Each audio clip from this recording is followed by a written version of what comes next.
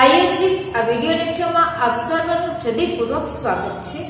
તો વિદ્યાર્થી મિત્રો, આપણે ભણી રહ્યા હતા ધોરણ 8 વિષય વિજ્ઞાન પાઠ 10 તરુણાવસ્થા તરફ, જેમાં લાસ્ટ લેક્ચરની અંદર આપણે કીટકો અને દેડકાઓને જીવન ચક્ર પૂર્ણ કરવા માટે અંતઃસ્ત્રાવ કેટલા મહત્વના હોય છે તેના વિશેનું અને સ્વાસ્થ્ય વિશેનું તરુણોના સ્વાસ્થ્ય વિશેનો અભ્યાસ આપણે લાસ્ટ લેક્ચરમાં કરી ચૂક્યા છીએ। આજે આપણે તેને અનુરૂપ જ એક ટોપિક ભણવાના છે કે જેનું નામ છે તરુણની પોષણ આવશ્યકતાઓ। તરુણની પોષણ આવશ્યકતા એટલે તરુણને કેવા પ્રકારનો આહાર લેવો જોઈએ, તેનો ખોરાક કેવા પ્રકારનો હોવો જોઈએ તેના વિશેનો આજે આપણે અભ્યાસ કરવાના છીએ। અને બીજું કે વિદ્યાર્થી મિત્રો, આ જે ટોપિક છે તે તમારા માટે મોસ્ટ ઇમ્પોર્ટન્ટ છે।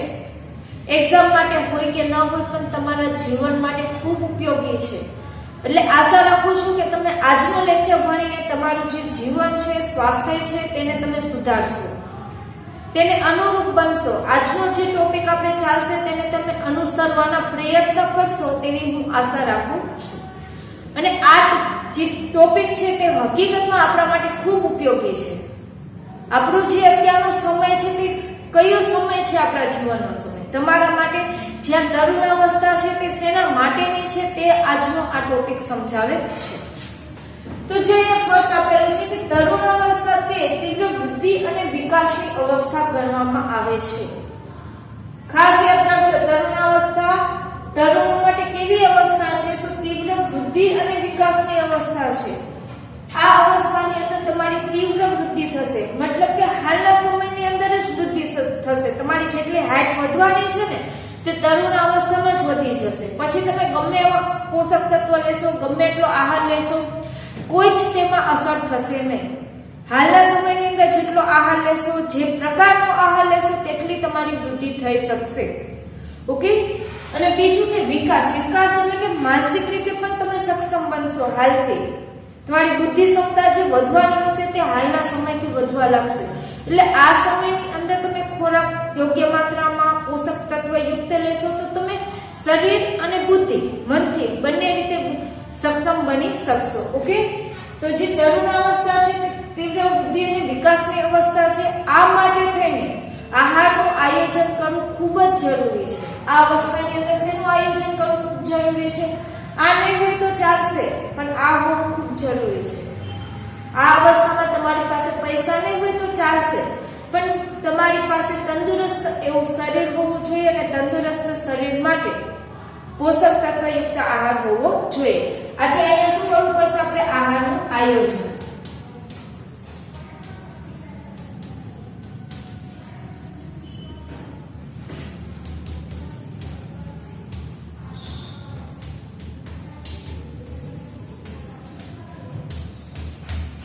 અહીંયા મેં જે વાક્ય લખ્યું છે ધ્યાનથી જુઓ કે આહારનું આયોજન કાળજીપૂર્વક કરવું જોઈએ।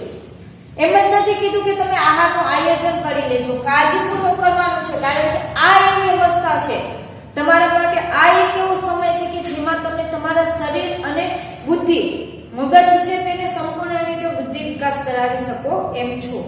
ઓકે। એટલે તમારો જે આહાર છે તેનું આયોજન કરવું ખૂબ જરૂરી છે। આહાર છે તે એવો હોવો જોઈએ કે જે તમારી શારીરિક અને માનસિક બંને રીતે વૃદ્ધિ વિકાસ કરી શકે। ઓકે। અમુક ખોરાક એવા હોય છે કે તમે ખાવ ને તો ફક્ત ને ફક્ત શરીરમાં જમા થાય, તેમાંથી કોઈ પણ પ્રકારના પોષક તત્વ ન આવે, અને પોષક તત્વ ન આવે તો આપણું શરીર કઈ ચાલે નહીં। શરીર ના ચાલે તો મગજ તો ઓટોમેટિક બંધ થઈ જાય। આ બધા અંગો ચાલતો ને વ્યવસ્થિત તો બુદ્ધિ છે, આપણું મગજ છે તે વધુ સારી રીતે ચાલી શકે। આપણને પગમાં દુખતું હોય તો મગજ એ કામ કરવાનું બંધ કરી દે। તમને પણ અનુભવ હશે, દુખાવો પેટમાં થતો હોય છતાં પણ તમને મગજથી વાંચવું, લખવું, કોઈ પણ કામ કરવું ગમતું નથી। ફોલ્ટ ક્યાં છે? તમારા પેટની અંદર। કામ કોણ બંધ કરી દે છે? મગજ પણ। મગજથી જે કામ કરવાનું હોય તે પણ તમે કરી શકતા નથી। આથી આ સમયની અંદર તમારે બંને શરીર અને મગજ બંને સક્ષમ બનાવવાના છે। તો તે માટે આહારનું આયોજન કાળજીપૂર્વક કરવું ખૂબ જ જરૂરી છે। બીજું કે તે માટે કેવો આહાર લેવો જોઈએ? સંતુલિત આહાર। તો સંતુલિત આહાર એટલે શું? તો 7મા ધોરણમાં આપણે ભણી ચૂક્યા છીએ સંતુલિત આહાર એટલે શું? તો જે આહારની અંદર કાર્બોદિત, પ્રોટીન, ચરબી, વિટામિન, ખનિજ, ક્ષાર જેવા જે તત્વો છે તે પર્યાપ્ત માત્રામાં હાજર હોય। યોગ્ય માત્રાની અંદર જે ખોરાકની અંદર કાર્બોદિત, પ્રોટીન, ચરબી, વિટામિન, ખનિજ ક્ષાર આવેલા હોય તો તેવા આહારને શું કહેવામાં આવે છે? સંતુલિત આહાર કહેવામાં આવે છે. બીજી વ્યાખ્યા પણ બનાવી શકો કે મનુષ્યના તંદુરસ્ત વિકાસ માટે જરૂરી એવા પોષકયુક્ત ખોરાકને શું કહેવામાં આવે છે? સંતુલિત આહાર કહે છે. હાલના તમારી ચોપડીના આધારે સંતુલિત આહારની વ્યાખ્યા તમારે શું લખવાની છે? તો જે આહારમાં પર્યાપ્ત માત્રામાં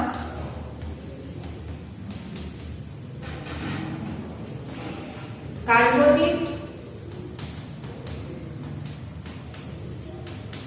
પ્રોટીન, ચરબી, વિટામિન તેમજ ખનિજ ક્ષાર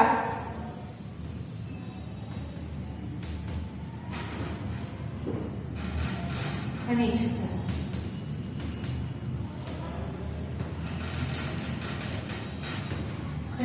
શું હોવી જોઈએ? હાજરી હોવી જોઈએ. સંતુલિત આહાર એટલે શું? કે જે આહારમાં પર્યાપ્ત માત્રામાં કાર્બોદિત, પ્રોટીન, ચરબી, વિટામિન તેમજ ખનિજ ક્ષારની શું હોય? હાજરી હોય તો તેવા આહારને શું કહેવામાં આવે છે? સંતુલિત આહાર કહેવામાં આવે છે. અને આપણા માટે તો ખૂબ એટલે ખૂબ એક ભાગ્યની વાત કહેવાય કે આપણે જે ખોરાક લઈએ છીએ, ઘરનો ખોરાક લઈએ છીએ, તેની અંદર સંતુલિત આહાર છે. ઓકે, આપણે કઈ બહારનું એટલું બધું જે પશ્ચિમી દેશો છે તેની જેમ સંતુલિત આહાર લેવા માટે સંઘર્ષ કરવો પડતો નથી. આપણી પાસે એવો જ ખોરાક છે કે જે આપણને સંતુલિત એવો આહાર, સંપૂર્ણ એવા પોષક તત્વો આપણને પ્રાપ્ત થાય તે ટાઈપનો જ આપણે ખોરાક લેતા હોઈએ છીએ જો ઘરનો ખોરાક લઈએ તો. કારણ કે ઘરના ખોરાકની અંદર દાળ, ભાત, શાક, રોટલી આવી બધી વસ્તુ હોય છે કે જેના દ્વારા આપણને યોગ્ય માત્રાની અંદર કાર્બોદિત, પ્રોટીન, ચરબી, વિટામિન તેમજ ખનિજ ક્ષાર પ્રાપ્ત કરી શકાય છે. ઓકે, બીજું તમે કીધું છે દૂધ છે. દૂધ પણ એક સંતુલિત આહાર છે. એટલે તો એક શિશુ છે જ્યારે તે વિકાસ પામતો હોય છે ત્યારે તે માતાના દૂધનો ઉપયોગ કરતો હોય છે ખોરાક તરીકે. અને દૂધ દ્વારા તે સંતુલિત આહાર, દૂધ છે તે જ એક શું છે? સંપૂર્ણ સંતુલિત આહાર છે. તેમાંથી યોગ્ય માત્રામાં પ્રોટીન, કાર્બોદિત, ચરબી, વિટામિન, ખનિજ ક્ષાર બધું પ્રાપ્ત થઈ શકતું હોય છે. પણ આ જ દૂધ છે તે અમુક ઉંમર સુધી સંતુલિત આહાર માટે પૂરતું હોય છે. પછી મોટા થાવ ને તમે ફક્ત દૂધ પીવો તો સંપૂર્ણ તેની અંદરથી જેટલું પર્યાપ્ત માત્રામાં પોષક તત્વ જોઈએ તેટલા પ્રાપ્ત થતા હોતા નથી. નાની ઉંમર સુધી ચાલે એમ છે. તે માતાના દૂધનો ઉપયોગ કરીને પોતે વૃદ્ધિ વિકાસ પામી શકે છે, પણ અમુક ઉંમર પછી તેને અન્ય ખોરાકનો પણ ઉપયોગ કરવો પડે છે, અન્ય ખોરાક લેવો પડે.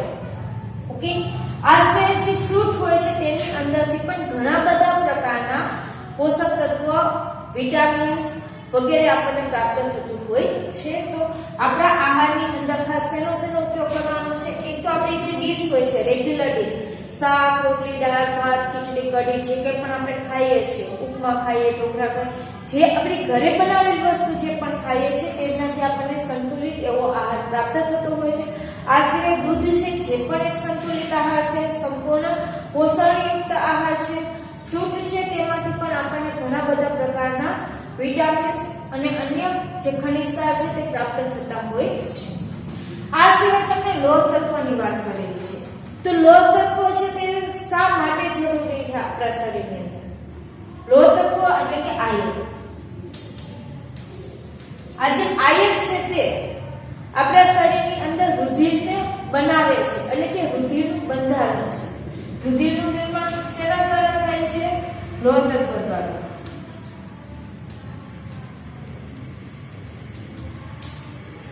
આપણા શરીરની અંદર ખનિજ ક્ષાર તરીકે લોહ તત્વ ખૂબ જરૂરી છે. બાકીના તો છે જ જરૂરી, સલ્ફર, ક્લોરીન આ બધા છે જે થોડા ઘણા પ્રમાણની અંદર આપણા શરીર માટે જરૂરી હોય છે, પણ સૌથી અગત્યનું કોઈ તત્વ હોય ખનિજ તત્વ તરીકે તો તે છે લોહ તત્વ, જેને આયર્ન પણ કહેવામાં આવે છે. તો આ જે લોહ તત્વ છે તે આપણા રુધિરને શું કરે છે? નિર્માણ કરે છે. આપણા શરીરની અંદર રુધિર બનાવવાનું કામ છે તે કોણ કરે છે? લોહ તત્વ કરે છે, જેને Fe પણ કહેવામાં આવે છે. અને આ લોહ તત્વની અંદર હિમોગ્લોબિન આવેલું હોય છે કે જે આપણા શરીરની અંદર ઓક્સિજન અને કાર્બન ડાયોક્સાઇડની જે આપલેની ક્રિયા છે, એટલે કે શરીરની અંદર ઓક્સિજન લેવું અને કાર્બન ડાયોક્સાઇડ બહાર કાઢવું, તો તે ક્રિયાની અંદર પણ મહત્વની ભૂમિકા ભજવતું હોય છે. પરંતુ લોહ તત્વયુક્ત પોષણ શેમાંથી પ્રાપ્ત થાય? કેવા એવા ખોરાક આપણે લઈએ તો તેમાંથી આપણને લોહ તત્વ પ્રાપ્ત થાય? તો ફર્સ્ટ ઓફ ઓલ તો લીલા પાનવાળા શાકભાજી.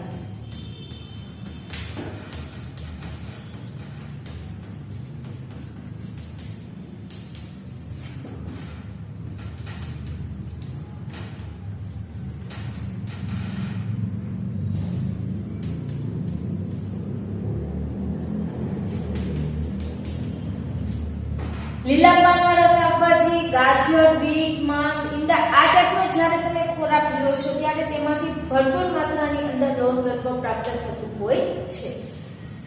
અને તમે સાંભળેલું પણ હશે, ડોક્ટર ઘણી વખત કહેતા હોય છે જેના લોહીના ટકા ઘટે તો તેને લીલા પાનવાળી શાકભાજી ખાવી જોઈએ અથવા તો તેને પાલક ખાવાનું કહેતા હોય છે. તો પાલકમાંથી ભરપૂર એવી માત્રામાં લોહ તત્વ પ્રાપ્ત થતું હોય છે. જેટલું લોહ તત્વ વધારે તેટલું રુધિર વધારે આપણા શરીરની અંદર બનતું હોય છે. આ સિવાય ગાજર અને બીટ છે જે પણ આપણા શરીરની અંદર લોહ તત્વને વધારે છે, જેના કારણથી આપણું રુધિર છે તે વધુ સારું અને વધુ માત્રામાં બની શકતું હોય છે. ઓકે, તો લોહ તત્વયુક્ત આહાર લેવો જોઈએ. બીજું કે ખાદ્ય પદાર્થો કેવા હોવા જોઈએ? આપણે જે કે પણ ખોરાક ખાઈએ છીએ તે કયા પ્રકારનો હોવો જોઈએ? તો એક તો ખોરાકમાંથી ઊર્જા પ્રાપ્ત થતી હોવી જોઈએ. શું પ્રાપ્ત થતી હોવી જોઈએ? આપણે ખોરાક ખાય પણ એમાંથી કોઈ પણ પ્રકારની આપણા શરીરમાં શક્તિ ન આવે તો તે ખોરાક ખાવો શું કામનો છે? ટાઈમપાસ માટે ખાવાનો? આપણે જે કે પણ પેકેટના ફૂડ ખાય છે, તમે મિલ્સ ને એવું બધા ખાતા હોવ છો, ખાવ છો ને બધા બાલાજીની આઈટમ્સ ને બધું, તો એ તમે ખાવ છો તો તેની અંદરથી કોઈ પણ પ્રકારના પોષક તત્વો પ્રાપ્ત થતા નથી, તેનાથી કોઈ પણ એનર્જી આવતી નથી. તમે ક્યારે મિલ્સના 2 પેકેટ ખાય અને બહુ બધું કામ કરવા લાગ્યા? નહીં. જે વધારે પડતું કામ હોય, તમે ખેડૂતને ક્યારે મિલ્સના પેકેટ ખાતા જોયા? કુરકુરિયા ખાતા જોયા? કે એક ખેડૂત હતો કુરકુરિયા ખાઈને જેટલું આખું ખેતરમાં બધું કામ કરી નાખ્યું, એવું સાંભળેલું છે ક્યારે? નહીં. એ વસ્તુ ખાવાથી ક્યારે આપણા શરીરની અંદર ઊર્જા શક્તિ આવતી નથી, તેનાથી કોઈ પણ કામ છે તે તમે યોગ્ય રીતે કરી શકો નહીં. ઓકે, તો એવો ખોરાક લેવો જોઈએ કે જેનાથી આપણા શરીરની અંદર ઊર્જા આવે. અને ઊર્જા સૌથી વધારે કયા તત્વો દ્વારા આવે? કાર્બોદિત દ્વારા આવે. અને કાર્બોદિત જે ખોરાકમાંથી પ્રાપ્ત થતો હોય છે તેવો ખોરાક આપણે લેવો જોઈએ. તો તેના માટે આપણે કયો ખોરાક ખાવો જોઈએ? ધાન્ય, અનાજ.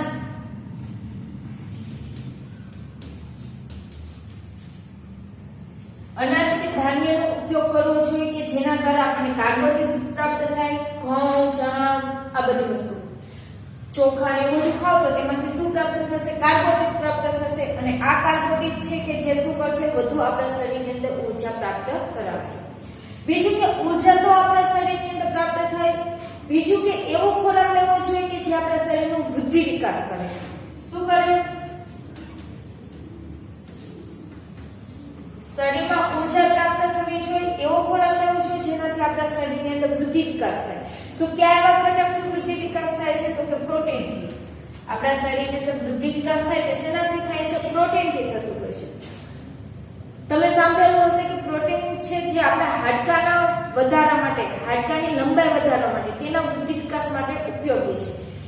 તો પ્રોટીન છે તે જે આપણા શરીરના ઊંચાઈ વધારવા માટે, હાડકાની મજબૂતાઈ વધારવા માટે ઉપયોગી છે. તો જે ખોરાકમાંથી પ્રોટીન પ્રાપ્ત થતો હોય તેવો ખોરાક આપણે લેવો જોઈએ. તો પ્રોટીન શેનાથી પ્રાપ્ત થતો હોય છે? તો કે કઠોળ દ્વારા.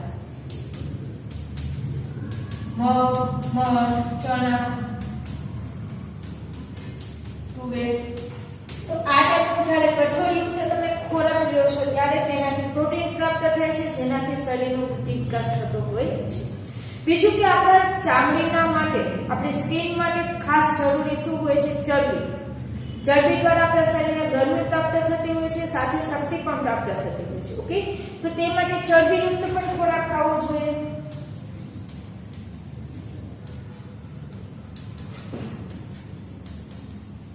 તો ચરબીયુક્ત ખોરાકમાં શું આવશે? ઘી, તેલ આ ટાઈપનો પણ ખોરાક લેવો જોઈએ. ઘણા તમને સાંભળેલા છે કે તરુણ હોય તે ઘી ખાતા જ નથી. એમ થાય, એ લોકો એવું સમજતા હોય છે કે ઘી ખાવાથી શરીરથી જાડા થઈ જાય છે. તો એ વાત ખોટી છે. હા, તમે ઓઇલ ને તેલ હોય છે તેલ બને એટલું ઓછું ખાવાનું. તેલથી આપણા શરીરની અંદર ખાસ એવા પ્રકારની અંદર જરૂરી પોષક તત્વો પ્રાપ્ત થતા નથી.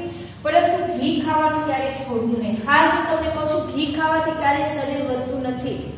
ઘી ખાવાથી આપણી શરીરની અંદર જે ચરબી પ્રાપ્ત થાય છે તે કેવી હોય છે? અસંતુલિત હોય છે, ફેટી એસિડ નથી થતું આપણા શરીરની અંદર. એ ટાઈપના એવા તત્વો ઘીમાંથી આવે છે કે જેને આપણું શરીર છે તે આસાનીથી પચાવી લે છે, પાચન ન થાય તે પ્રકારનું હોતું નથી.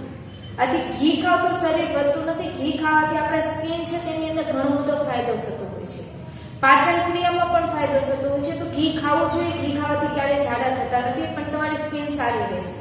ઓકે, તો આ રીતનો તમારે ખોરાક લેવો જોઈએ કે જેના કારણથી તમારું શરીર છે તે ખૂબ તંદુરસ્ત બને, ખૂબ સારું એવા પ્રમાણમાં વૃદ્ધિ વિકાસ કરી શકે. ઓકે, બીજું કે આપણે જોવાના છે કે કયો ખોરાક ન ખાવો જોઈએ, કેવો ખોરાક ખાવો છે તેના વિશે તો અભ્યાસ કરી ચૂક્યા. હવે કેવો ખોરાક ન ખાવો જોઈએ, તો જે પેકિંગ છે, ચિપ્સ છે, જે જંક ફૂડ છે, ફાસ્ટ ફૂડ કહેવામાં આવે છે, તો આ જે કે પણ ખોરાક છે તેને આપણે શું કરવો જોઈએ, બંધ કરવો જોઈએ, તેને અવોઇડ કરવો જોઈએ. તેને ક્યારેય આપણે રોજિંદા જીવનની અંદર રોજબરોજના ખોરાક તરીકે તેનો ઉપયોગ કરવો જોઈએ નહીં.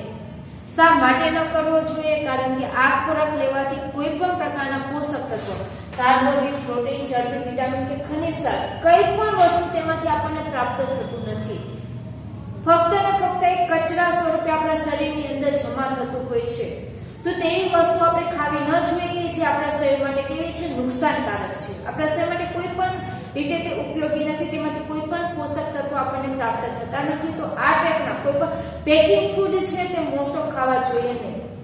બીજું કે પેકિંગ ફૂડની અંદર ખોરાકને સાચવવા માટે જે પ્રિઝર્વેટિવ નાખવામાં આવે છે, ખોરાકનો સંગ્રહ કરવા, તેને ક્રિસ્પી અથવા તો તમે જોયું હશે કે ખોરાક છે તે તેવો ને તેવો જ રહેતો હોય છે, તેમાં વાસ નથી આવતી. તમે બાલાજીનું પેકેટ 2 મહિના પછી ખાવ તો પણ તેની વાસ નથી આવતી.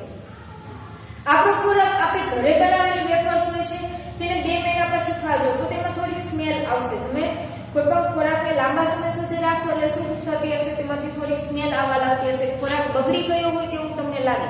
પણ બાલાજી અથવા તો અન્ય પેકિંગ ફૂડ છે તેને કંઈ થતું નથી 6 મહિના સુધી. અમુક તો એવા હોય છે કે વર્ષ સુધી એમને રહેતા હોય છે. તો તે એમ જ રહે તે માટે તેમાં પ્રિઝર્વેટિવ નાખવામાં આવેલું હોય છે. આ પ્રિઝર્વેટિવ છે જે આપણા શરીર માટે ખૂબ જ નુકસાનકારક હોય છે. આથી આ જે કે પણ બહારનો ખોરાક છે, પેકિંગ ફૂડ છે, જંક ફૂડ છે, ચિપ્સ છે, તે બધાને આપણે શું કરવા જોઈએ, બંધ કરવા જોઈએ, તેનો ઉપયોગ કરવો જોઈએ. તો આ હતી આજની તરુણ પોષણ આવશ્યકતા વિશેના બાબતો કે જેમાં તરુણ અવસ્થા છે તે તેની તીવ્ર વૃદ્ધિ વિકાસની અવસ્થા છે. આ માટે તેને આહારનું આયોજન કાળજીપૂર્વક કરવું ખૂબ જરૂરી છે. આ માટે તેને સંતુલિત આહાર લેવો જોઈએ. સંતુલિત આહાર એટલે શું કે જે આહારમાંથી પર્યાપ્ત માત્રાની અંદર કાર્બોહાઈડ્રેટ, પ્રોટીન, ચરબી અને વિટામિન્સ પ્રાપ્ત થતા હોય તો તેવા ખોરાકને સંતુલિત આહાર કહે છે. સંતુલિત આહાર તરીકે દાળ, ભાત, શાક, રોટલી ખાવા જોઈએ. આ સિવાય દૂધ અને ફ્રૂટ છે તે પણ એક સંતુલિત આહાર છે.